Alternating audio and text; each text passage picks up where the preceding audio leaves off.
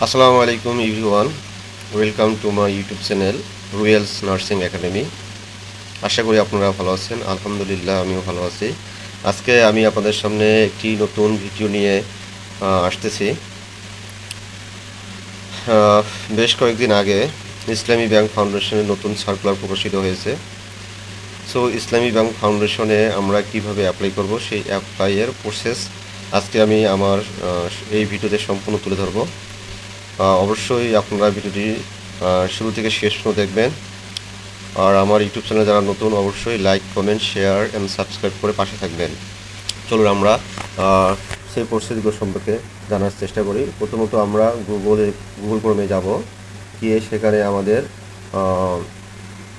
সেখানে www.ibfd.org.fr search দিলে আমাদের গুগলে আমার যেহেতু সার্চ দেওয়া হয়েছিল এটা শো করবে। সেখান থেকে আমরা কেরিয়ার যে আছে, কেরিয়ার বাটনে ক্লিক করবো, ইসলামী ব্যাংক ফাউন্ডেশনের কেরিয়ারে ক্লিক করব। সেখান থেকে কেরিয়ারে ক্লিক করার পর আমাদেরকে এরকমভাবে অনেকগুলো শো করবে। হোম থাকবে, ফাইন স্পেশালি ডক্টর, মানে এরকম অনেকগুলো অপশন শো করবে। তার মধ্যে আমরা কেরিয়ার বাটনে ক্লিক করব। আমরা কেরিয়ারে যাব। কেরিয়ারে গিয়ে আমাদের এখানে ইনস্ট্রাকশন ফর অ্যাপ্লাই, এই ইনস্ট্রাকশন ফর অ্যাপ্লাইতে আমাদেরকে ইনস্ট্রাকশন ফর অ্যাপ্লাই এই যে প্রসেসগুলো আছে 1 থেকে 6 পর্যন্ত যে রুলসগুলো আছে সেগুলো আমাদেরকে খুব ভালো করে পড়তে হবে।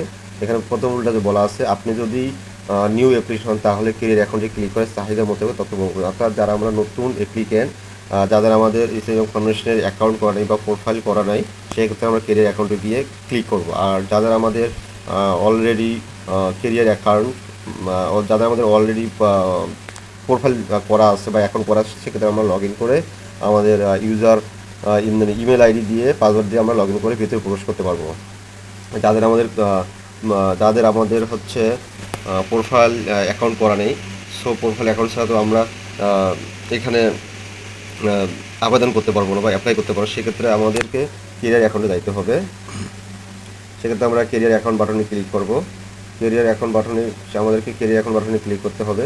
কেরিয়ার অ্যাকাউন্ট বাটনে ক্লিক করলে এরকম অ্যাপ্লিকেশন রেজিস্ট্রেশন আসবে। সেখানে name, user name, mobile number, আপনার বার্থ আপডেট, ন্যাশনাল আইডি নং, পাসওয়ার্ড, এগুলো চাবে। আমরা এগুলো সবগুলো তথ্য আমরা কী করব, পূরণ করব। আর এখানে আমরা সবগুলো তথ্য পূরণ করে আমরা রেজিস্টারে ক্লিক করব। যেহেতু আমার অ্যাকাউন্ট অলরেডি করা আছে, সেক্ষেত্রে আমি এই তথ্যগুলো পূরণ করতেছি না। তবে আপনাদেরকে আমি আমার পার্সোনাল অ্যাকাউন্টটি শেয়ার করব। কারণ হচ্ছে আমি যখন এই অ্যাকাউন্টটা ক্রিয়েট করি তখন আমাকে অনেক কিছু সমস্যার সম্মুখীন মধ্যে পড়তে হয়েছে, যে আমি অনেক কিছু প্রবলেম ফেস করা লাগছে।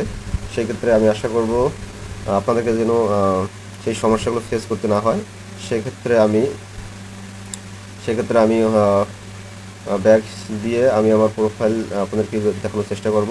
যদি আমার যেহেতু নতুন অ্যাকাউন্ট করা আছে, সেক্ষেত্রে আমার লগ ইনে ক্লিক করব। লগ ইনে ক্লিক করে এখানে আমার যেহেতু ইমেলটা দেওয়া আছে, সো এখানে শুধু আমার আমি এখানে আমার পাসওয়ার্ড দিয়ে দিলাম। পাসওয়ার্ড দিয়ে আমি এখানে সাইন ইন বাটনে ক্লিক করব। সাইন ইন বাটনে ক্লিক করলে দেখেন আমার এখানে প্রোফাইলটা শো করবে। প্রোফাইল আমার কিন্তু অলরেডি করা আছে। আপনাদেরকে আমার প্রোফাইলটা একটু দেখানোর চেষ্টা করব, যে আসলে আপনাদের যাতে নতুন অ্যাকাউন্ট খুলতে আপনাদের কাছে খুব ইজি হয়, এই জন্য আমি আপনাদেরকে খুব বিস্তারিত দিচ্ছি। তারপরে এখানে দেখেন রিজিউম সামনে দেখাবে। আমি প্রোফাইল বাটনে ক্লিক করব। প্রোফাইল বাটনে ক্লিক করলে আমার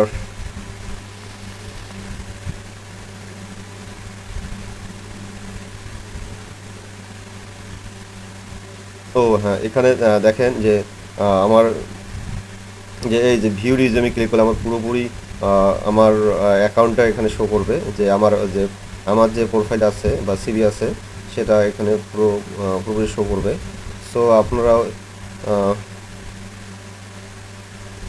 আমি যদি আবার আপনাদের দেখার চেষ্টা করি, দেখেন এখানে 1 থেকে 8 পর্যন্ত কিছু তথ্য পূরণ করতে হবে, পার্সোনাল ইনফরমেশন দিতে হবে, একাডেমিক কোয়ালিফিকেশন, এক্সপিরিয়েন্স থাকলে আপনাদেরকে অবশ্যই এক্সপিরিয়েন্স দিতে হবে, প্রফেশনাল ট্রেনিং দিতে হবে, ল্যাঙ্গুয়েজ প্রফিসিয়েন্সি পাবলিকেশন দিতে হবে, ফটোগ্রাফ আপলোড দিতে হবে, ভিউ রিজিউম দিতে হবে।